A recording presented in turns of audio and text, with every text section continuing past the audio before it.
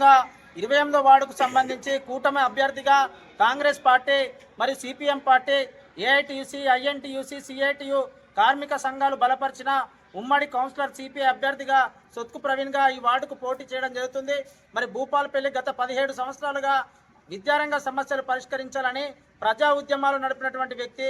అదేవిధంగా అనేక ప్రజా పోరాటాలు కూడా తెలంగాణ ఉద్యమం కాంచాలి, ఆర్టీసీ సమ్మె కాంచాలి, మరి అనేక కార్యక్రమాల్లో ముందుండే కొట్లాడినటువంటి వ్యక్తిగా ఈరోజు భూపాలపల్లిలో అందరికీ తెలుసు. మరి ఈ వార్డుకు సంబంధించి కూడా పోటీ చేయడం జరుగుతుంది.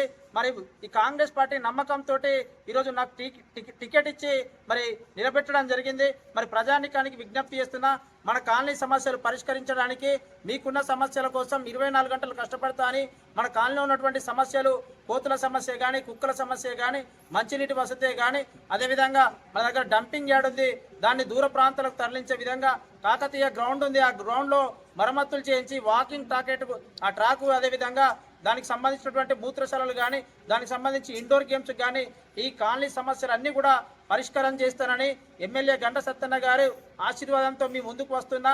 మరి సత్తన్న గారు అధికారంలో ఉన్నారు, మీరు గెలిచేస్తే ఈ కాలనీకి సంబంధించి అత్యధిక నిధులు కేటాయించి మీ కాలనీ డెవలప్ చేస్తా అని చెప్పేసి హామీ కూడా ఇవ్వడం జరిగింది. కాబట్టి ఇక్కడ ఉన్నటువంటి ఓటర్ మహాశయులందరికీ కూడా నమస్కారం తెలియజేస్తూ కంకి కొడవలి గుర్తుకు సపోర్ట్ చేయండి. మరి ఇప్పుడు పోటీ చేస్తున్నటువంటి అభ్యర్థులందరూ కూడా సింగరేణి ఉద్యోగులు. మరి వాళ్ళు ఉద్యోగం ఎప్పుడు చేస్తారు, ప్రజాసేవ ఎప్పుడు చేస్తారు అని ఈ సందర్భంగా మీరు అడగండి. మరి వాళ్ళు ట్రాన్స్ఫర్ అయిపోతే మరి ఇక్కడ పరిస్థితి ఎట్లా అని చెప్పేసి కూడా ప్రజానికాన్ని ఆలోచించాల్సిందిగా కోరుతున్నాం.